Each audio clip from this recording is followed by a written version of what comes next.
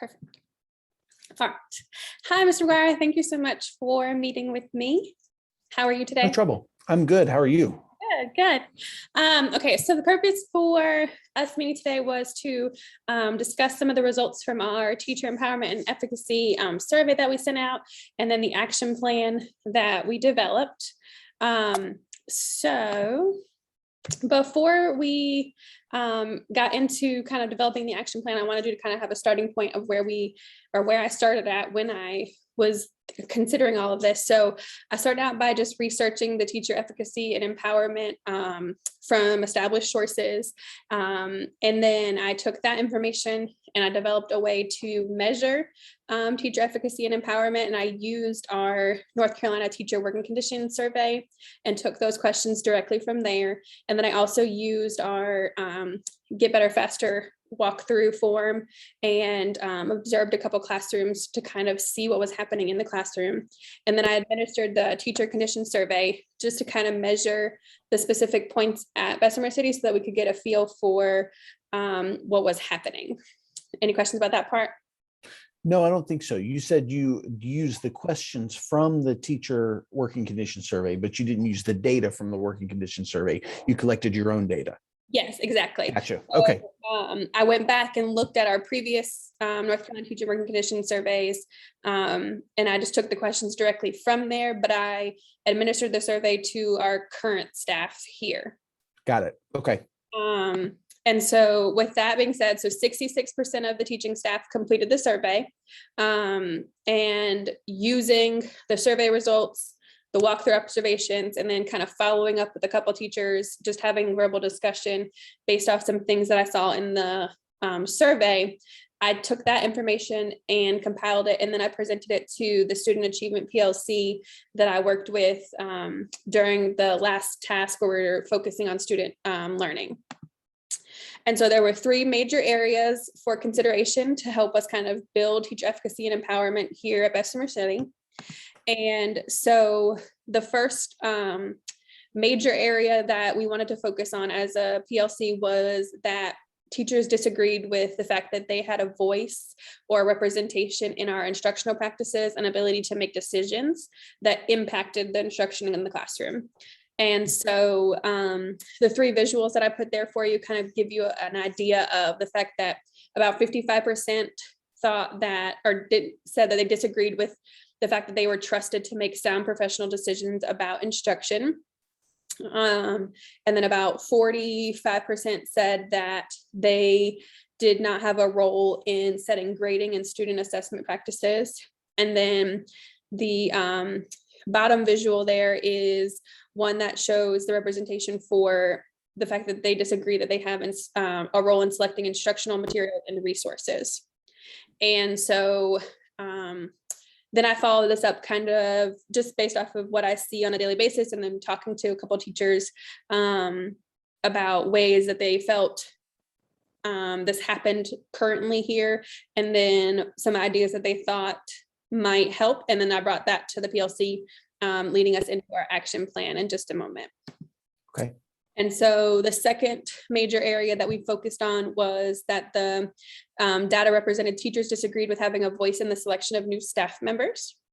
And as you can see, this is an overwhelming number there. 70% of our staff said that, or 70% of the ones that filled it out said that they did not have a role in selection of new teachers for the school.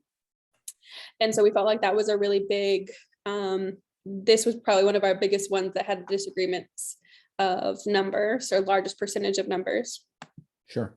And then the third role, or the third part, was that the data represented teachers' disagreement with having a role in determining the content of professional development for teachers. And so in the research that I did, it focused a lot on building efficacy with teachers.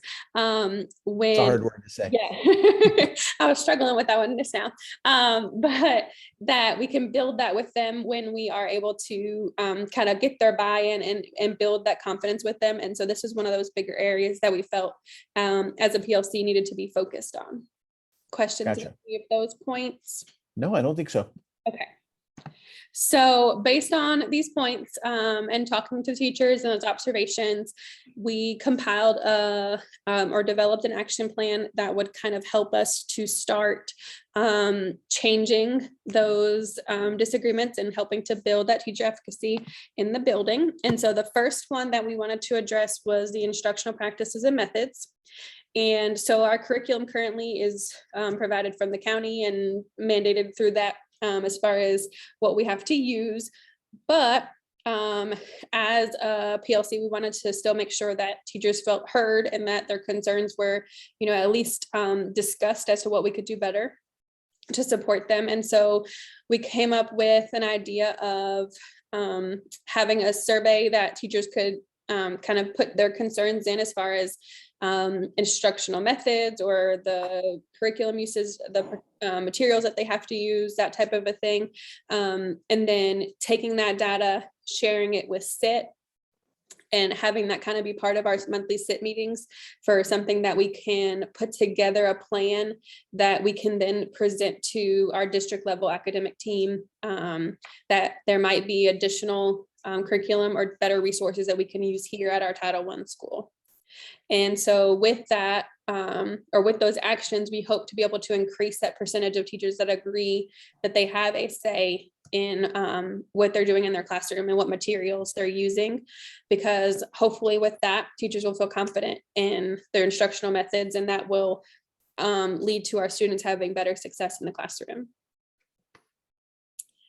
Right, so our second overall goal or activity that we wanted to focus on was the teacher involvement with the hiring process. And so in order to involve grade level teachers, because not everybody can always be in an interview and feel that part of it, but potentially having teachers submit questions that is important to their overall team, that could be interviewed with those questions, or even if they're not there, those questions could be asked, and then bringing those questions back to the team after they've been answered, and discussing that before moving forward with selection of a hiring of a new person for the team. And even if maybe one of the grade level teachers are able to do that. So really we wanted to just kind of establish a plan that would involve the grade level teachers in the hiring process, and then using their teacher-led questions to kind of guide the selection of the new teacher. So that way kind of blends better with the team and works well with what they try to do in their hallways, so to speak. And so we wanted to then do the survey again at the end of the year and kind of compare the data with how they felt like that new plan helped to kind of meet that goal. And so hopefully with teachers participating in the interview process and putting input into those new teacher selections, they'll feel more confident in their teammates, and the overall team atmosphere will kind of help increase student learning as well.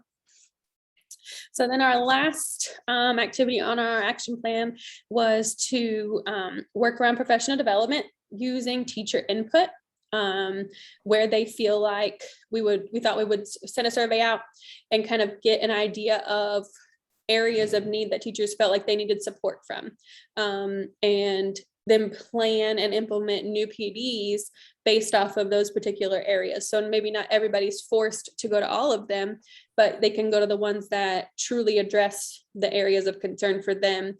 And effectively utilizing professional development then moves into the classroom and builds those skills. And so we hope that by them attending PD of their choice that is meeting those areas, we'll be able to see that growth for the teachers, and then leading into that student achievement also. So any feedback, questions, or concerns with the plan so far? No, I don't. I think my biggest feedback is just I appreciate all of the work that you've done through this project and gathering this information, because I know that this is going to be really valuable information for us as a school as we have conversations moving forward. I think that there are lots of things that are kind of, to a certain extent, the way they are for a reason. They're the way they are. For example, the principal does have to approve all, the principal's in charge of all new hires, and a lot of our PD is is comes from the district level, and a lot of our, curriculum stuff comes from the district level. But I think also having those conversations and making the changes where we can at the school-wide level is very, very important. And I appreciate you taking the lead on that. I just kind of encourage you, obviously I'm only the assistant principal, so I can't, there's a lot of decisions I can't make. But I would encourage you to take all of this information to the next level and just, probably make an appointment with SIT to discuss all of this with them, and then just say, this is what we would propose. What do you think about that?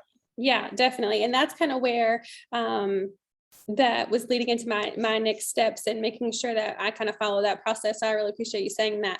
And so kind of leading into our next steps, now that I've kind of presented it to you and got your feedback, now I can, gain approval from Dr. Mellon and then present it to SIT and kind of see where we can make the next steps in putting this into action. So I really appreciate you sitting with me and taking your time to hear me out. Thank you so much. Of course, anytime. All right, I'll see you later. See you later. Thanks for all this. Bye. Bye.